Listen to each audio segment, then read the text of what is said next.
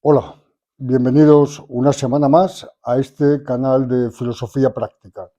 Soy Paco Pavón y esta semana vamos a hablar de Diógenes de Sinope. El contexto de esa Atenas del siglo IV a.C.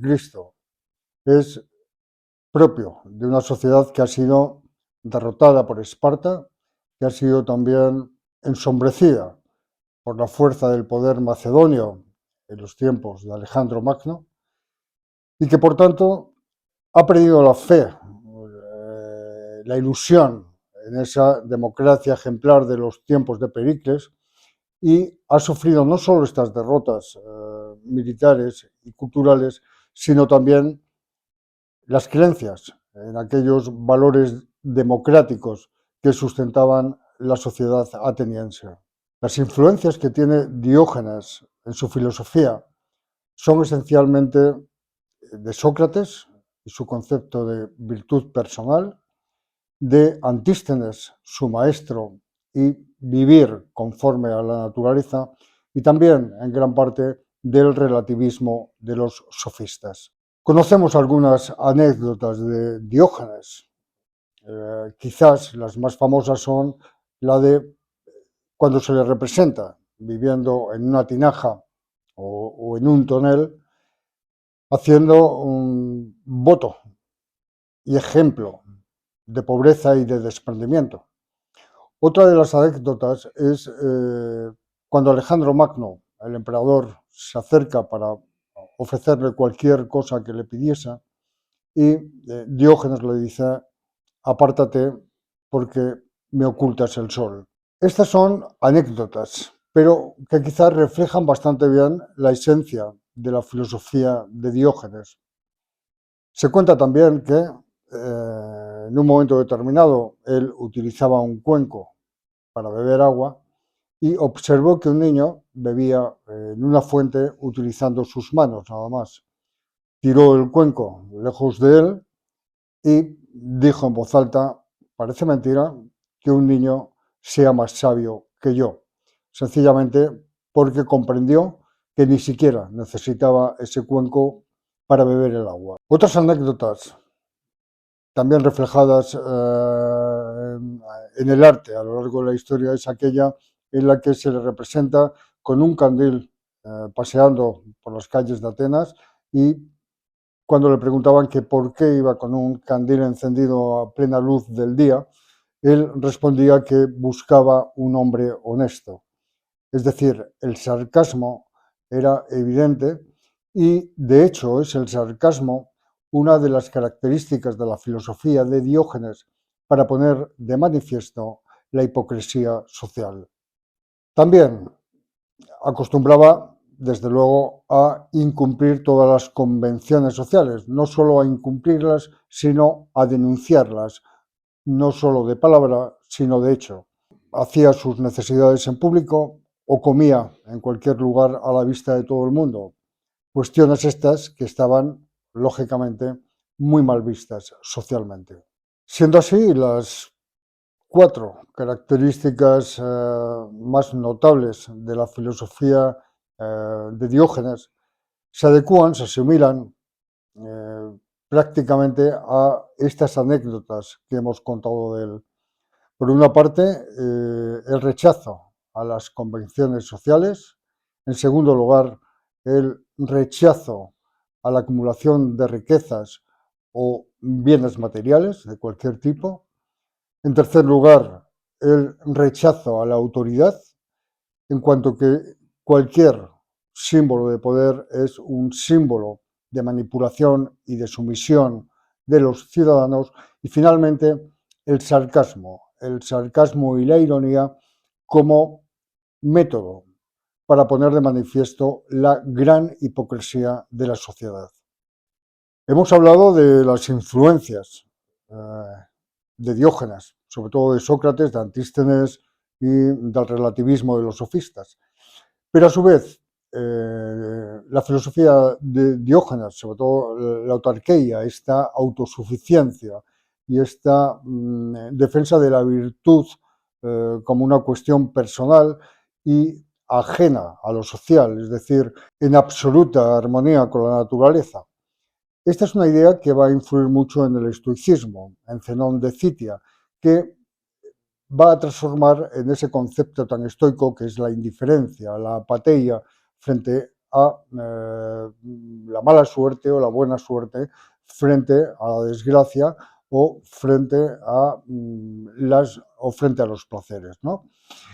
Por otra parte, también, si nos damos cuenta, tiene en sí mismo el germen de lo que va a ser el anarquismo, ¿no? El estar en contra de cualquier poder establecido, en contra de los conceptos de familia, de instituciones o cualquier normativa social. Por lo tanto, también quizá sea el prototipo de personaje contracultural de su época, ¿no? La verdad es que hay que destacar de Diógenes que tuvo una vida coherente con su filosofía, aunque realmente una vez que muere Diógenes, el cinismo, la filosofía de los cínicos, queda prácticamente en el olvido. Me gustaría señalar, ahora que he mencionado el cinismo, cómo ha cambiado completamente el significado de este término a lo largo de la historia. Diógenes el cínico era realmente, como hemos explicado, alguien que se oponía a todas las convenciones sociales, a todos los poderes establecidos, a todas las instituciones sociales y creía que el verdadero sentido del ser de la persona era vivir de acorde con la naturaleza. Es prácticamente una especie de vida salvaje, ¿no? Sin necesitar nada de nadie y sobre todo sin acumular ningún tipo de pertenencias ni riquezas. Ser cínico, entonces, en aquella época, era ser coherente y ser íntegro con este tipo de desprecios y de críticas a toda la hipocresía social que es casi inherente y necesaria para que se mantengan todas las instituciones sociales y la convivencia social, ¿no? Evidentemente, el resto de las escuelas, los estoicos, Platón, Aristóteles, Epicuro, pues todos van a estar contra el cinismo, evidentemente, y contra Diógenes, porque además Diógenes ponía de manifiesto todas las contradicciones y las incoherencias entre las filosofías que propugnaban todas estas escuelas y la falta de ejemplaridad de muchos de esos filósofos o seguidores de esas escuelas. Andando el tiempo, el término cínico va a ser aquel que define a una persona que actúa con falsedad o con desvergüenza. Y nada más lejos de la falsedad, al menos en lo que se refiere a la autenticidad de la vida de Diógenes, y tampoco la desvergüenza, en el sentido de que sí es verdad que Diógenes se reía un poco de esas convicciones y de esas vergüenzas sociales, pero el hecho de comer en la calle, mear en la calle o utilizar el sarcasmo constantemente no significaba en aquella Atenas una desvergüenza en el sentido que utilizamos hoy día el término cínico, sino que era más bien una denuncia, era la manera en que Diógenes quería hacer patente, quería hacer ver a sus conciudadanos lo hipócritas que eran. ¿Y cómo se llevaba Diógenes con el resto de los filósofos contemporáneos y el resto de las escuelas? Pues se llevaba mal, se llevaba mal. En el caso de Platón y su idealismo y su república tan jerarquizada, su idea de Estado, es algo que desde luego ponía de los nervios a Diógenes, porque Diógenes desde luego no creía para nada en el idealismo, al revés, para él lo que era un pragmático absoluto y pensaba que las abstracciones mentales no servían para nada al ser humano.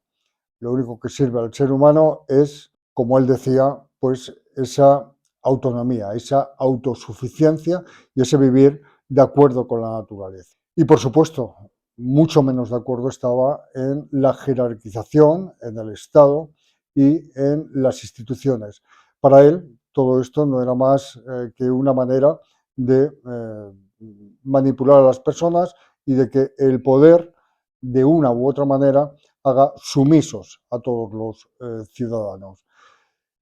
Se cuenta otra anécdota que no os he contado antes, en la que Platón definía al hombre como un animal bípedo sin plumas.